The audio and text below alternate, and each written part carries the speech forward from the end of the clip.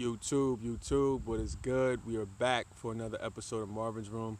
Thank you guys so much for joining me wherever you're at in the world. And to the new subscribers, welcome to the channel. I wanted to jump on here and make today's video about something I think is very serious and something that I haven't really seen too many teachers, LOA teachers discuss. And it's something that's been on my mind over the past week, and so I wanted to jump in here and make a video about it. But before I get into the video, I want to let you guys know that I am doing a free giveaway. So the way to enter this free giveaway, which is a one-on-one coaching session with me or email coaching session with me, or if you'd like, you can get my tapping course to manifest a specific person for free. And the way to enter this course, this giveaway, is to like this video, be subscribed to the channel, and then comment below your thoughts on today's video. And I will be picking a winner within the next week. So I'll get back to you guys probably next week sometime with whoever the winner is. Now, on the business, with that out the way, I wanted to make today's video about something very serious in the law of attraction community to me.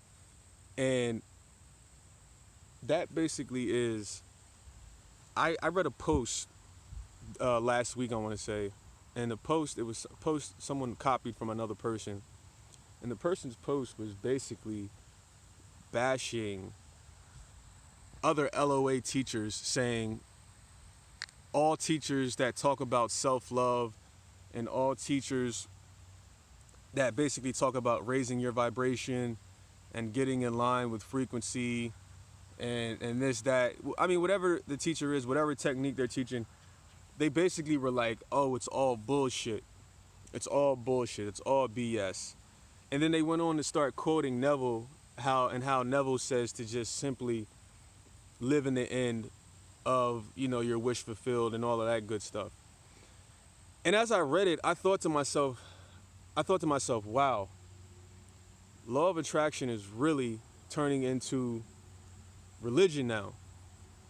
Because, for instance, I grew up in the Christian religion, and it's so sad to me, and I think it's a shame how in the Christian religion we literally have so many different denominations, but yet we're all reading from the same book. And I realize law of attraction is starting to head down that path, in a sense, to where you have these radicals, like terrorists, kind of like you have these radical believers in Neville's work, and then you have these maybe other radical believers in other people's work, and they're basically preaching that's the law, that's the way to do it. All of this other stuff is BS. You don't need to do it. You don't block, whatever the case may be. And I'm thinking to myself, wow, this is kind of scary and it's kind of alarming.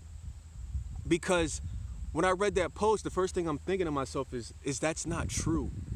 What all of these other teachers, whether it's Abraham Hicks, whether it's Joe Vitale, whether it's Louise Hay, what they're teaching is not wrong. There is no wrong with law of attraction.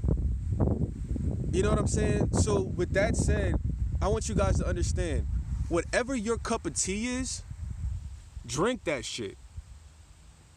Drink that shit. Because in law of attraction, to me, how I look at it, there is no one size fits all. There is no one size fits all.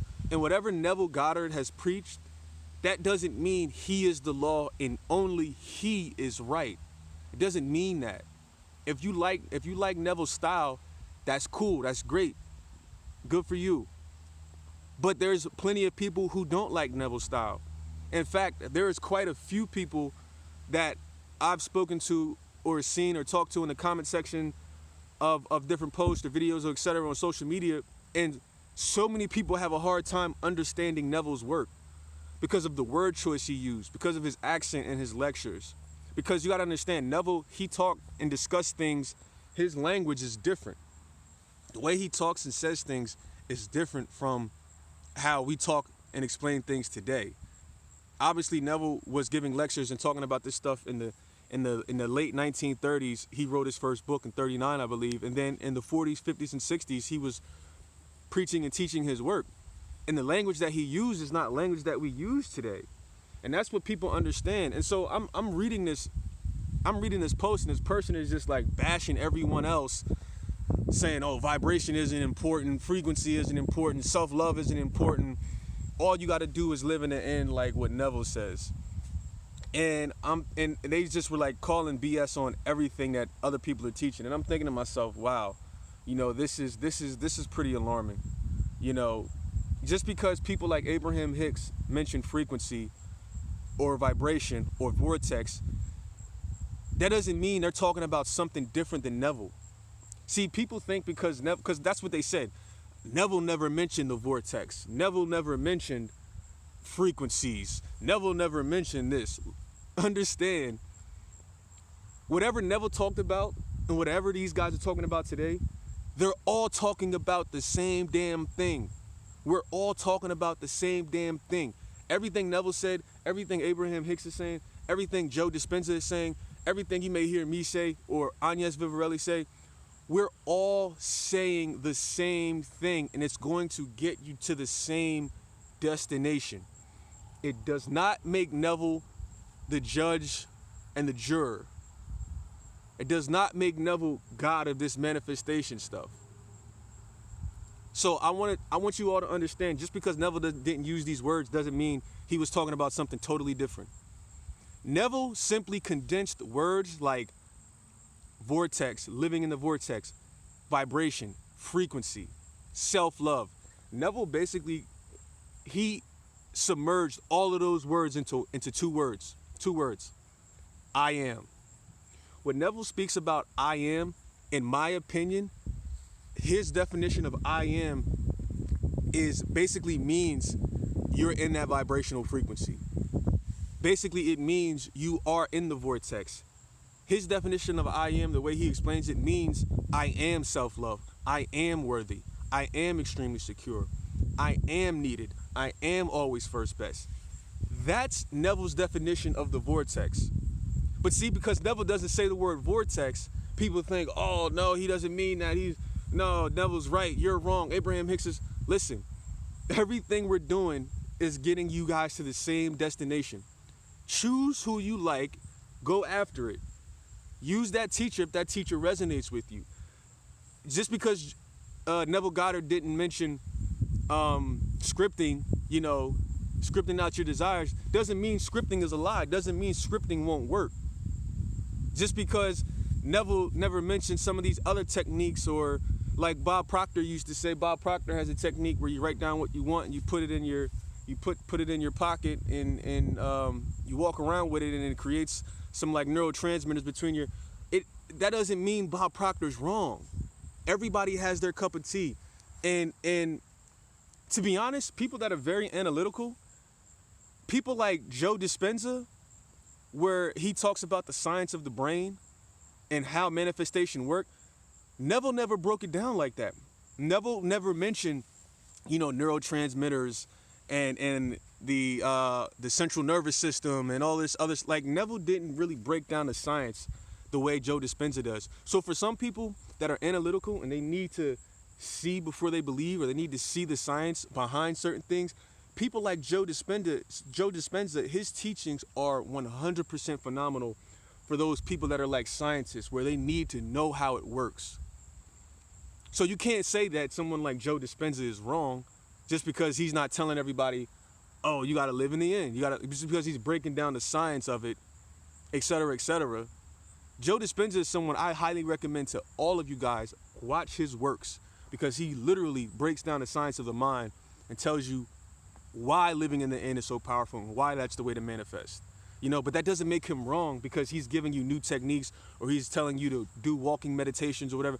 It doesn't make Joe Dispenza wrong. So I want all of us to come together, man, in the Law of Attraction community and understand and respect. Every teacher is bringing something to the table.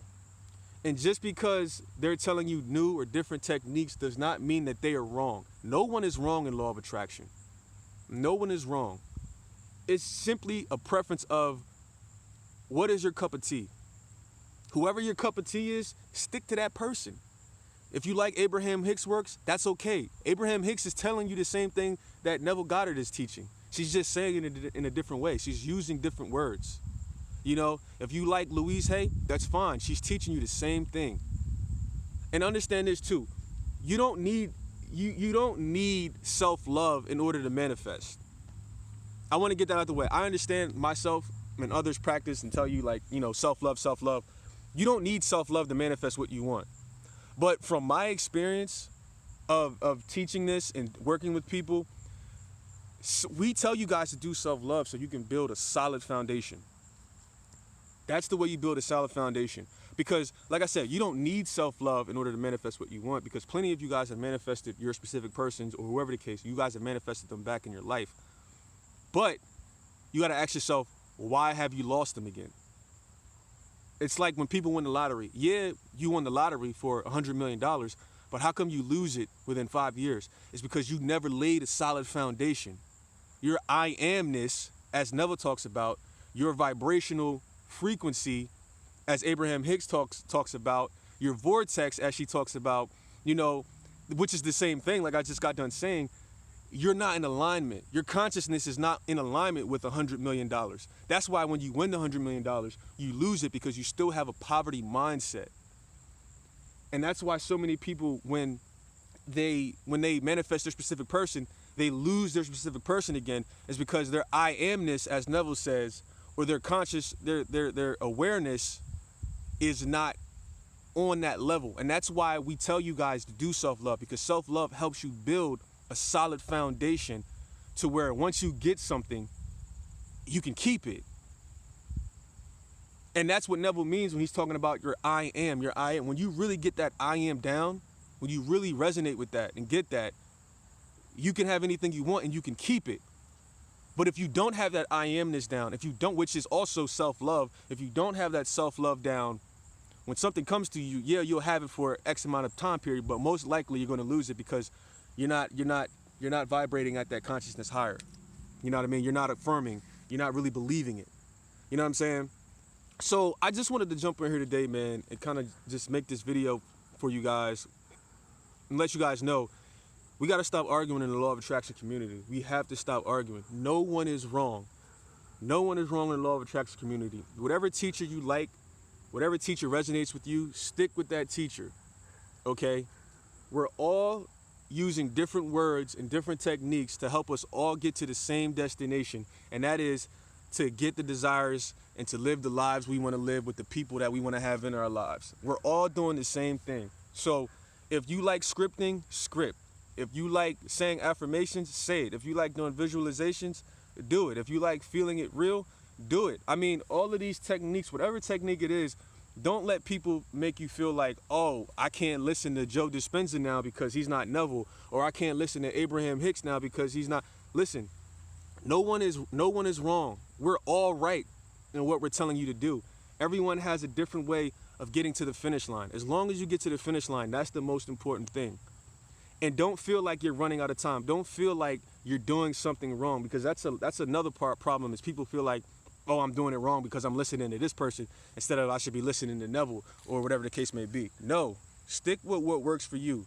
Do what works for you, because what works for the first 50,000 people may not work for the next 100,000 people. And that's just life, man. And like I said, I don't want this law of attraction stuff to turn into religion where people are fighting and saying, oh, only Neville's right, Abraham Hicks is wrong, or only, this law of attraction teacher is right. No.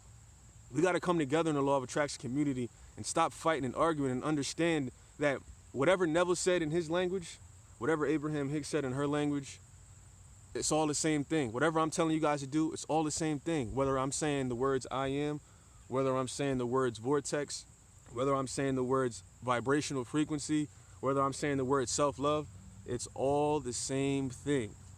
Let's stop fighting. Let's start appreciating. Let's start loving. All right, guys, I just wanted to jump on here today and give you this message. Talk to you guys. I'll see you guys next time. You know where, you know when. Marv's Room.